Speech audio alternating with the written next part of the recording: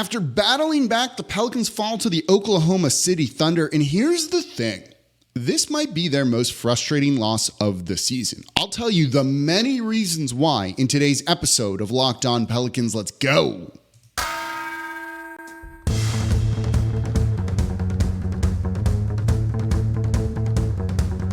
You are Locked On Pelicans, your daily New Orleans Pelicans podcast, part of the Locked On Podcast Network, your team every day. Welcome to another edition of Locked On Pelicans, the daily podcast covering your favorite team, the New Orleans Pelicans and NBA, part of the Locked On Podcast Network, your team every day, available wherever you get your podcasts and available on YouTube. I'm your host, Pelicans Insider, credential member of the media, Jake Madison, at NOLA Jake on Twitter, here with y'all on this Wednesday, day after the Pelicans lose 119-112 to the Oklahoma City Thunder. I bet you're frustrated because I'm frustrated with that game. We're going to break down the reasons why and the things the Pelicans need to change. I want to look at a myriad of reasons of why this game frustrated me, probably frustrated you as a fan as well. I want to specifically look at CJ McCollum and Zion Williamson in the fourth quarter and the disparity between the two there. Then I want to get into a discussion around the center position in this game because, spoiler alert, I don't think Jonas Valanciunas was the answer. I'll explain why in the third segment. And of course, thank you for making Locked On Pelicans your first listen today and every day. We're here Monday through Friday, the #1 Pelicans podcast, breaking down everything you want to know. Part of the Locked On Podcast Network, your team every day. Subscribe wherever you get your podcast. Join almost 10,000 Pelicans fans on YouTube as it's going to be an interesting end of the season for New Orleans. And look, they're going to be in the postseason. We don't need to worry about that. We're going to cover it all here. We're going to have some bonus stuff this week as well. I'm excited. I hope you're excited too. And of course, become an everydayer. 2 words. Listen Monday through Friday. If you're an everydayer, and I talked to a bunch of y'all at the arena for this game, the start of a 6-game homestand, let me know in the comments down below. So this game, of all of the games, I think was the most frustrating game of the season for the New Orleans Pelicans. We'll get more into CJ in the offense and the center position at this game. But this game was frustrating because they came back, took a lead, and then blew it, and it feels like all of that work was for nothing. OKC was up 20. And New Orleans fought back midway through the third going into the fourth quarter and could have and should have won this game. But they didn't, right? They're now 0-17, 0-18, I forget which number it is, when they trail going into the fourth quarter. You've got to eventually figure this out, and they haven't. It was frustrating because they could have won this game had they just gotten a single defensive rebound late in the fourth. They'd have been up 5 with the ball. Instead, they found themselves down 3 a moment later. It was frustrating because the refs weren't great, and Bill Kennedy, the ref in charge, particularly of the replay stuff, freaking loves the spotlight, eats it up, and it's just annoying. Like, it's not funny when you're waiting on a call that's important in a game. The show shouldn't be about the refs. Some of those moments can be cheeky and fun, but not when you always do it, and it just gets infuriating when it's like, just tell us what the call is. I actually don't think the refs were that bad. They missed a carry late in the fourth quarter there. I think the reviews were actually the right calls. I don't think that was a smart challenge by the Pelicans in this one because that was supposed to be overturned on. I thought it was an offensive foul on Zion Williamson. It's just annoying when Bill Kennedy does that, when it just should be a simple thing. They got the calls correct, didn't overturn one, overturn the other, and you move on, and it drags it out, and it just pisses us off, right? But what's more frustrating about that, because again, I don't think the refs were that bad overall. New Orleans took 9-10 more free throws than the Oklahoma City Thunder did. What's frustrating is the Pelicans let it get to them in the first half. They lost their composure, not an extreme amount, but a decent amount in this game, in the first half. In the second half, they found it. There's a play late in I forget if it was the third quarter or the second quarter, where Zion Williamson, it was in the third quarter, where Zion Williamson could have grabbed an offensive rebound and instead just had his arms out being like, why didn't you call the foul? And said, just get the ball, man. Get the ball, put it back up. That would have been 2 points. That could have changed this game. But they were really frustrated with the refs and they were letting it get to them, right? It was also frustrating because they clearly missed Brandon Ingram in the first half of this game. A winnable game that with him and some better playmaking in the first half, you probably don't get in a 15-point deficit at halftime. And how does that change things? right? It was also frustrating because Josh freaking Giddey, who shoots 33.5% from three, goes 5 of 8 from deep in this game. It was frustrating because OKC couldn't miss from anywhere in the first half at all in this one, especially from mid-range, though they went ice cold with real good defense by the Pelicans in the second half. But they just couldn't miss. The Pelicans were playing really good defense, and OKC wouldn't miss, right? If you look at their shot chart disparity in the first half and the second half, particularly from mid-range, like they couldn't make a mid-ranger to save their lives. Again, good defense by the Pelicans in the second half. That's good. That's how normally it goes. The mid-range, again, isn't the most efficient shot here. If you rely on that, you're going to be kind of up to the whims of some poor shooting. And they did. And it's one of the reasons why the Pelicans got back into this game. But when we talk about some of the things here, the reasons for the frustration, right? And maybe you're frustrated that they didn't play JV, more than 10 minutes in this game, though I really don't think that that was the correct thing. And again, more on that. They weren't throwing double teams at him like the Miami Heat did. So maybe you're frustrated about that, though. But a lot of the things we just said that we talked about and that we will talk about, particularly in the next segment when we look at CJ McCollum in the fourth quarter versus Zion Williamson in the fourth quarter, the Pelicans control a lot of that stuff. Right? You control your composure to the refs, even if the refs are being bad, even if the refs are just being annoying, which they Bill Kennedy is annoying. We shouldn't know ref names. Bill Kennedy has a Wikipedia page. Why does he need a Wikipedia page? Anyway, let me know if you think refs should have Wikipedia pages in the comments down below, or if they're just not important enough to do that, have that, whatever. Right? A lot of the things that we just said, the reasons I just said, are things the Pelicans could control, and they didn't in this game. And that's really frustrating, right? Locus of control. Control what you can control, and the Pelicans did not do that in this game. Did not do that in this game. They were good overall, right? If you look at some of the numbers and some of the stats here, they weren't out-rebounded for the most part. They did a good enough job to kind of really stay in with the Oklahoma City Thunder for the most part. Not exceptionally, but OKC only had 7 offensive boards, right? New Orleans had 5, and New Orleans had more second chance points than they did. They held the Oklahoma City Thunder to just 6 second chance points. It's just frustrating when 2 of those come on one of the more key crucial possessions of the game. New Orleans had more fast break points than OKC. They were basically even in points in the paint, and you still couldn't get that win, partially, and you had fewer turnovers. New Orleans did 9-12, right? That's just a frustrating way to lose a game, giving up 40 in the second quarter, but then coming back and winning the third quarter 32-23, but then falling just short enough late in the fourth because you couldn't execute well. Let's talk about that, actually. Again, those are things the Pelicans can control a lot of, and they did and still didn't lose. They did, and then they still lost, right? But the things they could control, their composure, other things, you've got to get that under control. They did not in this game, I don't think.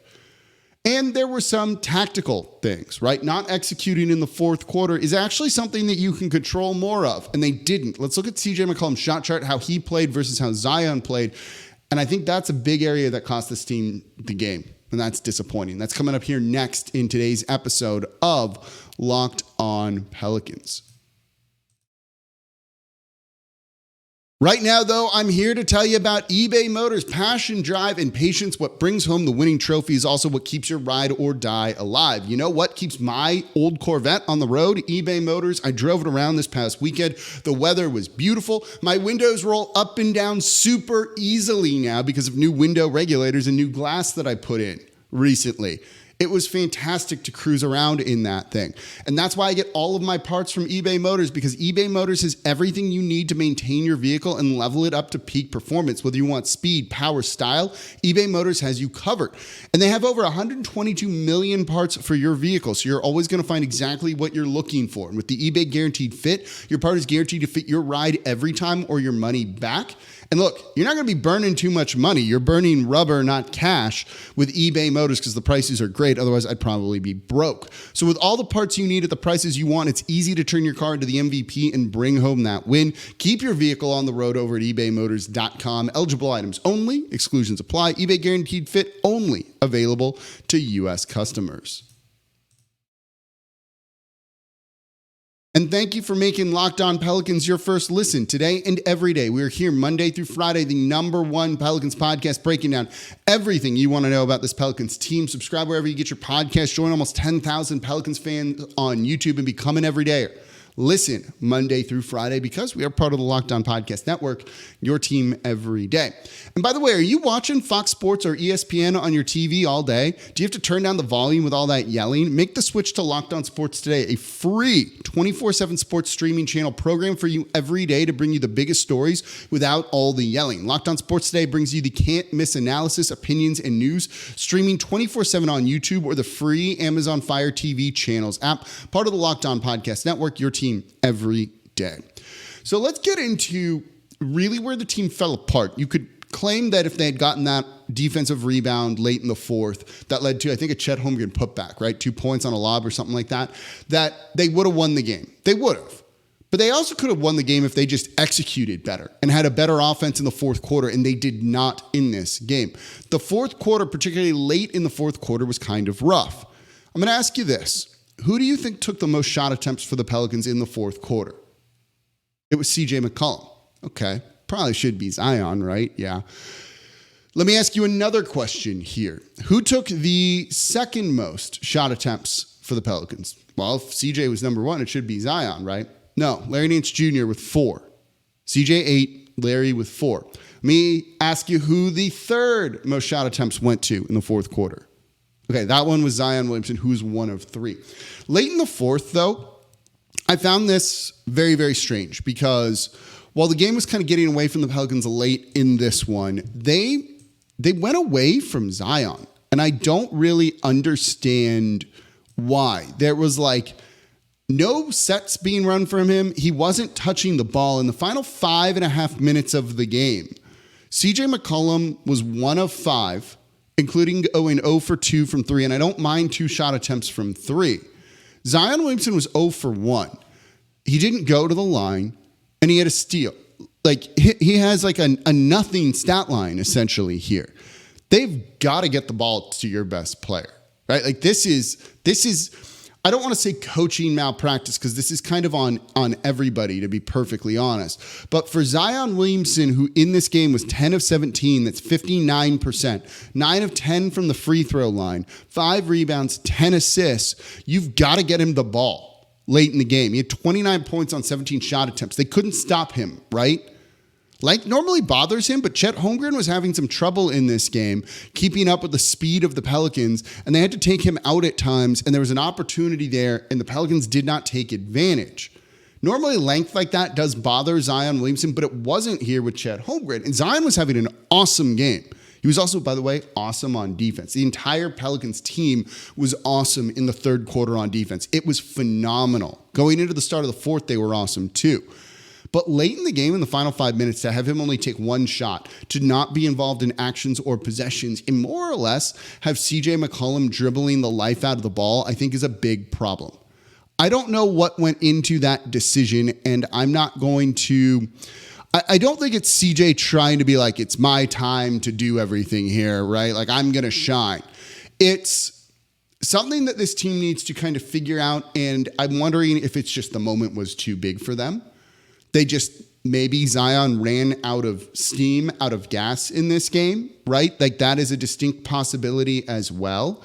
But for the most part, like you can't do this, right? He played 38.5 minutes. That's a lot. But you've got to rely on your guys down the stretch to go get that win for you. And while CJ was excellent in the third quarter, he struggled mightily in the first half of the game. Third quarter was good. Fourth quarter was not great. You need to run things, especially with Brandon Ingram out, through Zion Williamson, and this team did not do that, and I don't have an answer or a reason why. It's very strange to me. They were having possessions where he didn't touch the ball, where he wasn't involved with the ball at all. And frankly, in the fourth quarter at times, the team just looked out of sorts. There was one possession where CJ was just kind of like dribbling around, and Najee Marshall is standing in the left corner, right corner, depending on how you're looking.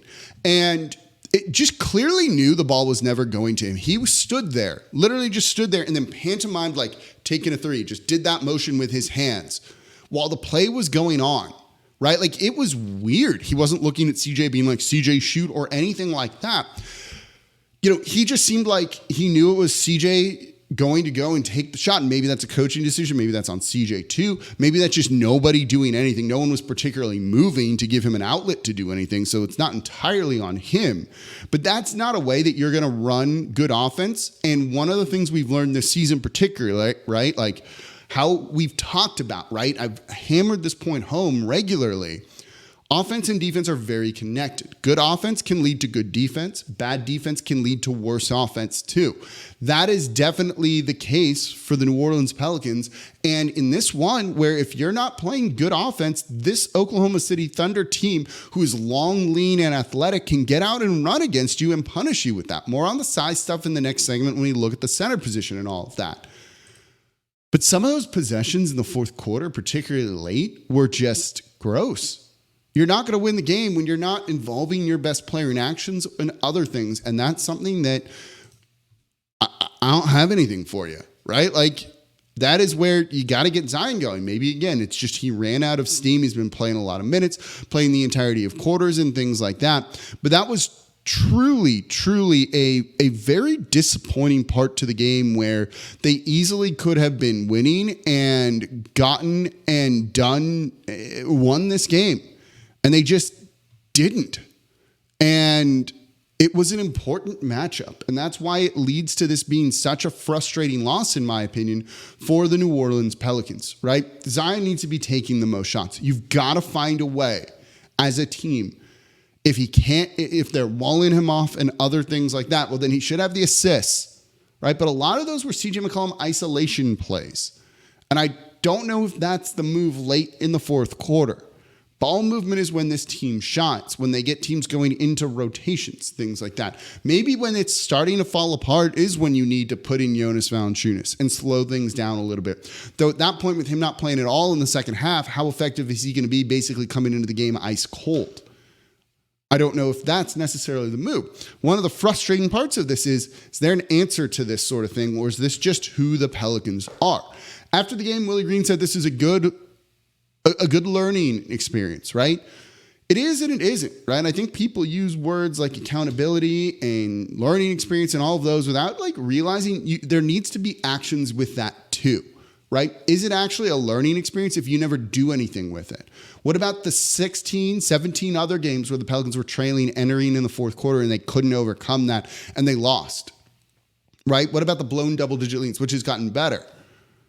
Are those learning experiences if they keep happening? What are you learning then? Because you're clearly not learning the right things. So this is only a learning experience if you're not going to go and make the same mistake again. So what are your actions for that? How do you ensure you're not going to make the same mistake again? And that's going to be on the coaching staff with this, to kind of get that into the players and figure out what needs to be done.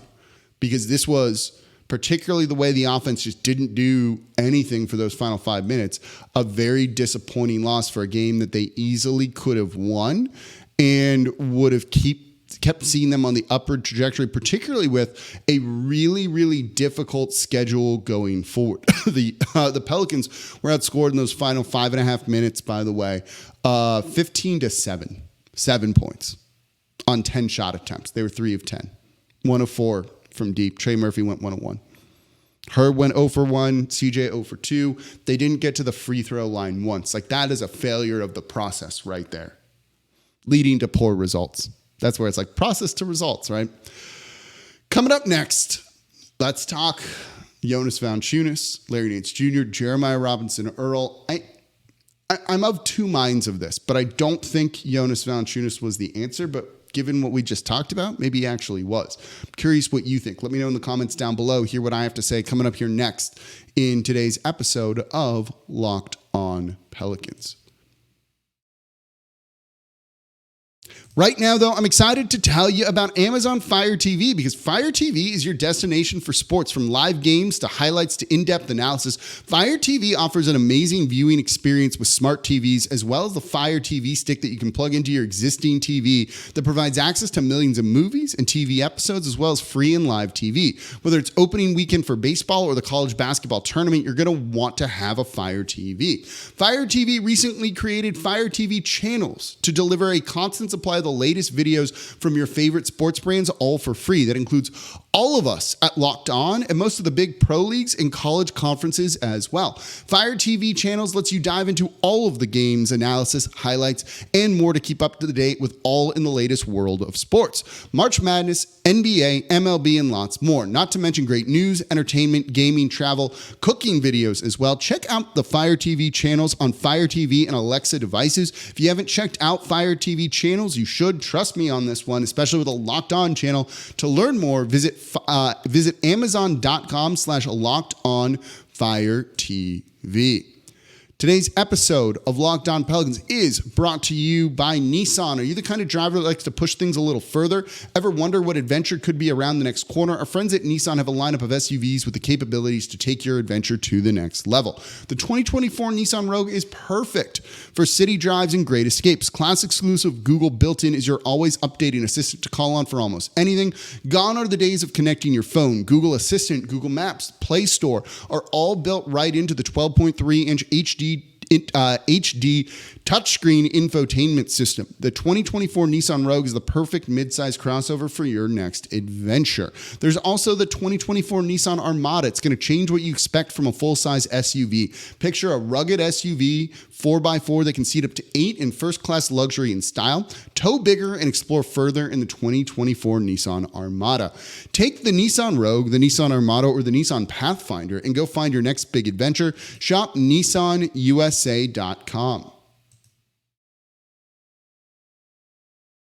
And thank you for making Locked On Pelicans your first listen today and every day. We are here Monday through Friday, the #1 Pelicans podcast, breaking down everything you want to know. And look, more people are subscribing every single day. You might as well join in wherever you get your podcast. Join almost 10,000 Pelicans fans on YouTube as well. We don't talk about anything else, just the New Orleans Pelicans. You're a fan, you like the team, you're interested in them, tons of content for you. We talk about all of these things that end up being relevant in games and different things like that. And if you're an everydayer, meaning you listen Monday through Friday, let me know in the comments down below. Okay, let's look at the center position here, because when you look at the box score for this, it's a little surprising. Jonas Valanciunas played 10.5 minutes, and that was it. Larry Nance Jr. played 32.5 minutes, and then Jeremiah Robinson Earl also got some run during this in the fourth quarter over was it the fourth quarter or the third quarter? Let me see. In the third quarter. Didn't play in the fourth quarter because I think they went with Larry Nance Jr. the entirety of that. So got some run in there to spell Larry and give him a break. So basically, you saw no more Jonas Valanciunas after halftime, and this is something that the Pelicans have been kind of experimenting with, where they bring in Larry Nance Jr. to start the second half. Don't start Jonas Valanciunas there. But you recently saw in the past 2 games, right, the win over the Miami Heat and the win over the Detroit Pistons, how important Jonas Valanciunas is, basically playing through the mismatches there, right? They didn't do that in this game. And I'll be honest, I don't think it was the wrong thing. Jonas Valanciunas, in the minutes that he played, 10.5, was a -11. It wasn't good. Those minutes out there weren't good. He was not the answer defensively, and he wasn't the answer on offense either. Yeah, he finished with 6.6 rebounds in 10 minutes. That's not bad. And one nice assist when they one-time kind of doubled him. They weren't, to me, it seemed like the Thunder came in with the right game plan of, if we double him, we're going to get picked apart. And having just seen it for 2 straight games, they didn't bite into that, and they were potentially willing to let JV cook them. And maybe you should have let him do that. That's fair to say. But it wasn't going to open things up like we had seen in the past. Now, you might point to the rebounding, right? Well, you've got to have him out there for rebounding when that late possession in the fourth quarter, the Oklahoma City Thunder, I think, got 2 offensive boards during that possession. And that kind of really was when it was over for New Orleans, in my opinion. But again, they only had 6 offensive boards the entirety of this game. Now, 4 of them came in the fourth quarter, but they only had 6 second chance points. It wasn't like you were getting killed repeatedly there. One of the things we've talked about that I've talked about on the show is sometimes you need to ride with the people that get you there. And in the second half, for the most part, right, Larry Nance Jr. was a positive. Jeremiah Robinson Earl, in the 5 minutes that he played, the team was a +7. Like something was working there, right?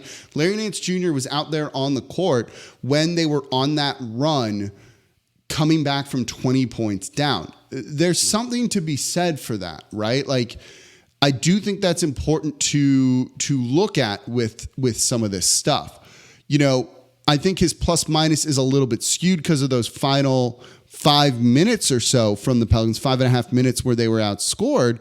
But if you look at it from the part before that happened, right? Larry was a +9 and things were working. He was a +9 in 13.5 minutes and this team was getting it done.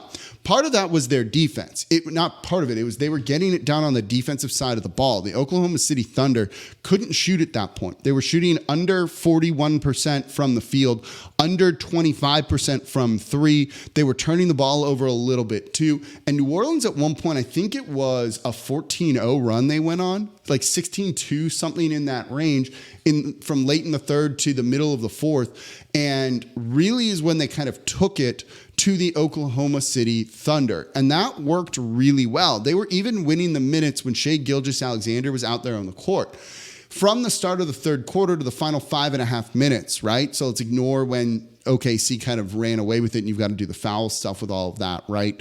You know, that period where New Orleans took the lead and got back into the game, Shea was a -14. They were killing the Thunder in those minutes. Things were going well for New Orleans, right? You can't be frustrated of a close game loss if you don't make it close in the first place. And New Orleans did that by playing small and trying to kind of match the athleticism out there. You know, it got them back into it. There's something that's got to be said for that. They weren't able to close the game out. And I'd say that probably has more to do with what we just talked about in the last segment of, like, CJ shouldn't be taking some of those shots and they've got to work the ball around or get it to Zion and do that sort of thing. You know, I don't think Jonas Valanciunas was the answer here. This shows the need to not have him on the team next year, right? There's no point in paying a guy $15 million if you're not going to use him like this, if he's only going to play 10 minutes. And we've seen repeatedly that this is how Willie Green operates. And I don't even think the Larry Nance Jr. starting in the second half is actually the answer long term. It's worked at times. Look, I thought it worked in this game too, but that was also just kind of how the Pelicans were playing overall. And I don't think it was Larry being the difference maker by himself. But it's what you got right now. But it means they need to sort the center position out this offseason. Like, that is absolutely certain. So, yeah, like I do think it was right to sit JV because the results speak for themselves with that. The final 5 minutes or so of the game, I think, are definitely up for debate on whatever could have worked. And what we saw wasn't it, as also evidenced by the results, right? So, frustrating loss. Like, isn't that the best way to put it? Do you think this was the most frustrating loss of the season like I do? Is there another game that you think was a more frustrating loss for the New Orleans Pelicans? I'm curious. I think this was the most frustrating one. Also, like, I'm still annoyed about seeing Bill Kennedy's face like that. But the call on the court is pauses for dramatic effect for what feels like frickin' forever. Like, there's just no need for that. Just make the call and move on. Frustrating. If you're frustrated, let me know in the comments down below. So that's going to do it for this episode of Locked On Pelicans. Probably going to talk a little bit more about this game in tomorrow's episode, but also, like, what do they just need to do to fix these fourth quarter woes? We're going to talk about that, I think, in tomorrow's show as well. Get you set for the Bucks. Also, and then the Boston Celtics. Oh man, this schedule is tough. We're going to cover it all here at the Locked On Pelicans podcast, part of the Locked On Podcast Network, your team every day. As always, I'm your host, Jake Madison, at NOLA Jake on Twitter, and I'll be back with y'all tomorrow. Frustrating.